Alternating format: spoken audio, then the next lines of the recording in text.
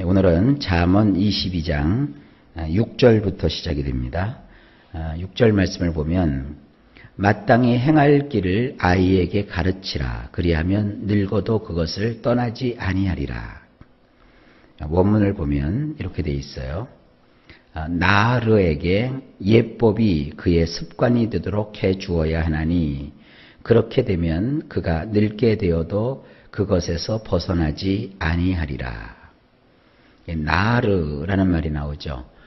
제가 왜 굳이 히브리어에 나르라는 단어를 여기다가 집어넣냐 하면 이 나르라는 단어가 여러 연령층의 아이들을 지칭하기 때문입니다. 우리 성경에는 아이 그러니까 조그만 아이로 생각하는데 원래 이것이 애들 혹은 10대 청소년 그리고 청년 이런 뜻을 가지고 있습니다.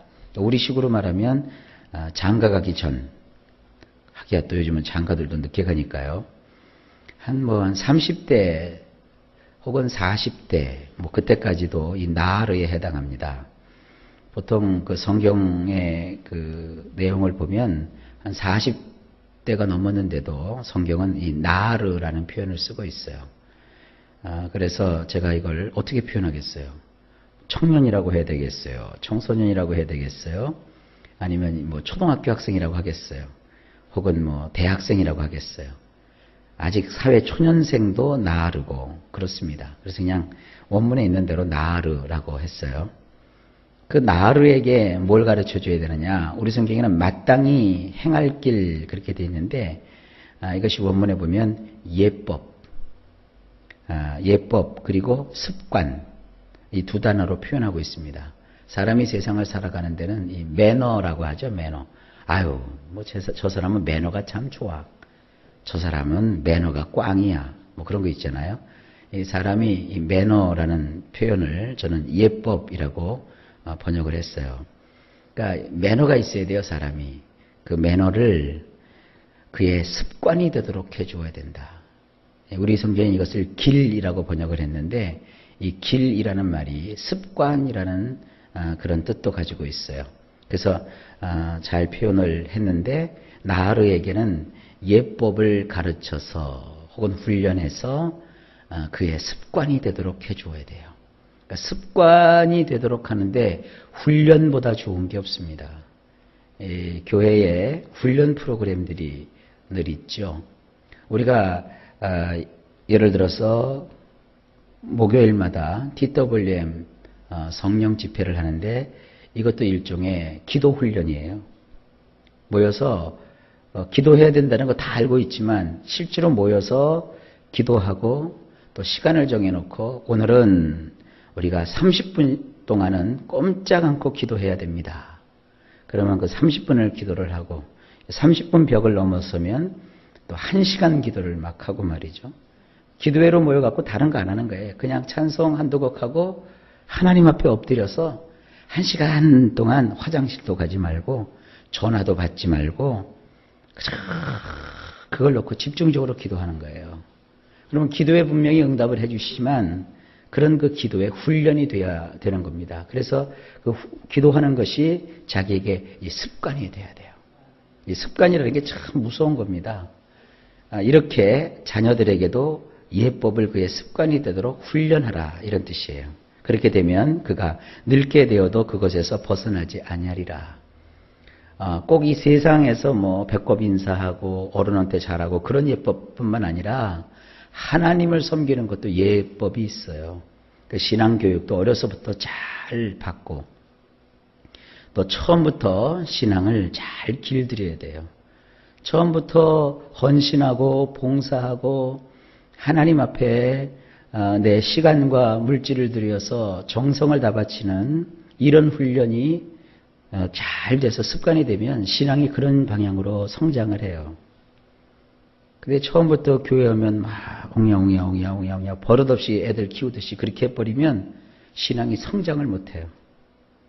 그러니까 그 사람이 처음에 나와서 그 사람 비율을 맞춰야 되겠다 그러면 안 되고 우리 신앙은요 그 사람에게 격려하고 독려해서 하나님의 마음에 합한 자가 되도록 해줘야 되는 거예요. 혹독하고 아주 엄하게 신앙을 가르쳐도 붙을 사람은 다 붙어요. 아무리 친절하게 해주고 막 우리가 속에 있는 걸 다 빼서 다 간 이것을 개고 다 빼서줘도 그거 온당하지 않은 사람이면 안 붙어요. 그러니까 사람들에게 친절을 베풀어서 그들이 마음에 드는 그런 교회가 되는 것보다는 교회에 나온 한 사람 한 사람을 다 나으르라고 생각해서 마땅히 하나님을 섬겨야 될 그 예법을 그가 습관이 되도록 해줘야 돼요. 아예 교회 처음 나올 때부터 새벽 기도해야 됩니다. 그리고 전도를 필수적으로 1년에 몇 명씩은 해야 됩니다. 또 감사해야 됩니다. 11조 해야 됩니다. 이렇게 가르치는 거예요. 그리고 실제로 보여주는 거예요. 그러면 그 사람이 그렇구나 하고 그렇게 해요. 그래서 그것이 습관이 되면 하나님 앞에 나와서 수고하고 애쓰는 것이 자기에게 없으면 오히려 불안해요. 습관이 되기 때문에. 근데 꼬실레이션이라고 우리는 하는데 교회 밖에서부터 요번에 오면 사탕 한 봉다리 드립니다. 한 달 잘 교회 나오면 그 세탁기에 집어넣는 그 세제 하나 드립니다. 6개월을 잘 교회 나왔기 때문에 신발 한 켤레 드리겠습니다. 그 신앙 안 커요. 하나님 앞에서 이렇게 마땅히 행할 수 있는 신앙의 예법을 습관이 되도록 해줘야 된다.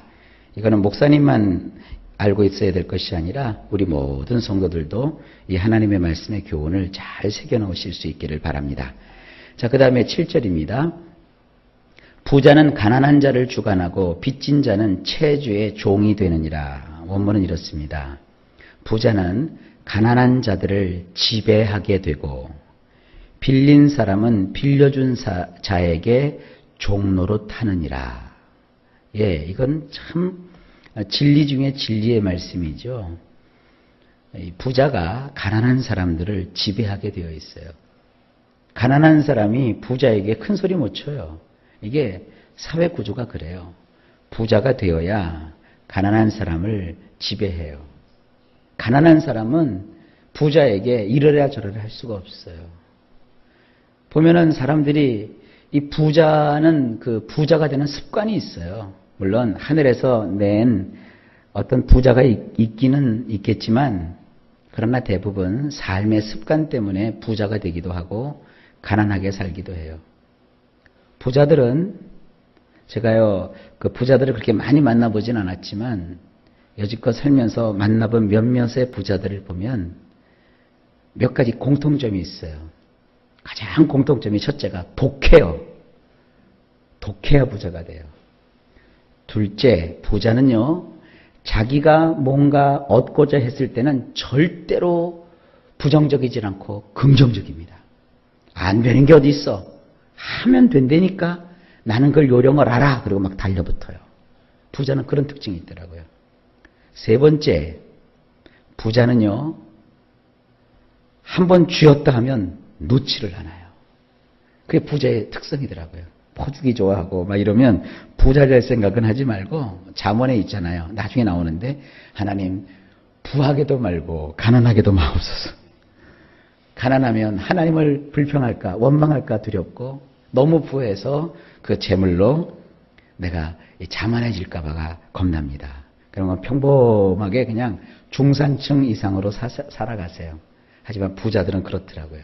그런데 부자가 되면 한 가지 좋은 게 가난한 사람을 지배할 수 있어요. 성경이 이걸 허락하고 있는 겁니다. 하여간 뭐 부자가 될는지 가난한 자가 될는지 아니면 그 중간에 살는지 그건 여러분이 알아서 하십시오. 그리고 빌린 사람은 빌려준 자에게 종노릇하게 마련이에요. 그러니까 맨날 남한테 꼬달라 이렇게 사는 것보다는 남한테 이렇게 빌려주는 그런 자가 되기를 바랍니다. 이 정도만 합시다. 넘어가고요. 8절 악을 뿌리는 자는 재앙을 거두리니 그 분노의 기세가 쇠하리라. 원문을 보면 이렇습니다.